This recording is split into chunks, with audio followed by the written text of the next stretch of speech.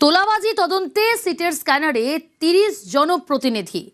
আগেই জালে দেবরাজ চক্রবর্তী, এবার দেবরাজ ঘনিষ্ঠ ৪ প্রাক্তন টিএমসি কাউন্সিলর, তারাও জালে। কিন্তু নজরে বিধাননগর, দক্ষিণ দমদমের একাধিক জনপ্রতিনিধি, মোট ৩০ জন জনপ্রতিনিধি এবার তোলাবাজি তদন্তে সিটের স্ক্যানারে।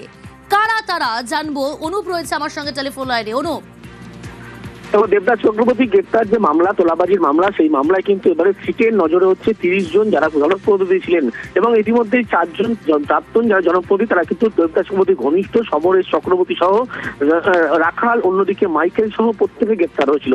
কিন্তু পরবর্তী ক্ষেত্রে লক্ষ্য করা যাচ্ছে যে দেবরাজ চক্রবর্তী তোলাবাজির মামলা, সেই মামলায় কিন্তু শুধুমাত্র দেবরাজ চক্রবর্তী সমস্ত যারা সহযোগিতা করছেন তাদের মধ্যে ৩০ জনের এখনো কোনো তালিকা তৈরি করা হয়েছে। সেক্ষেত্রে দেখলে লক্ষ্য করা যাবে এই ৩০ জনের যে তালিকার মধ্যে দক্ষিণ দমদম যে পৌরসভা, দক্ষিণ দমদম পৌরসভার একাধিক বর্তমান যারা এখনো কাউন্সিলর, যেহেতু সেই বোর্ড এখনো ভাঙেনি, বর্তমান কাউন্সিলর তারা দেবরাজ চক্রবর্তী ঘনিষ্ঠ। দেবরাজ চক্রবর্তী টিকিট পাইয়ে দিয়েছিল ভোটের প্রত্যেকটি ক্ষেত্রে, কিন্তু তাদের ভূমিকা ছিল।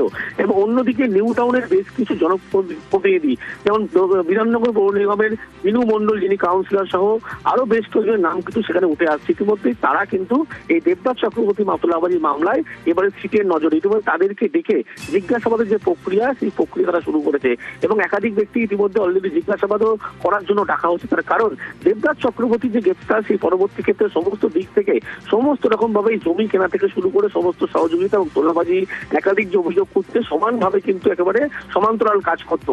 সেই কারণে ৩০ জনের নামের একটি তালিকা তৈরি করা হয়েছে, যাদেরকে ইতিমধ্যেই তলব করা হচ্ছে কিছু মানুষকে, এবং আরো কিছু জনকে ডেকে জিজ্ঞাসাবাদ করা হবে বলে এমনটাই সিটের পক্ষ থেকে বলা হচ্ছে।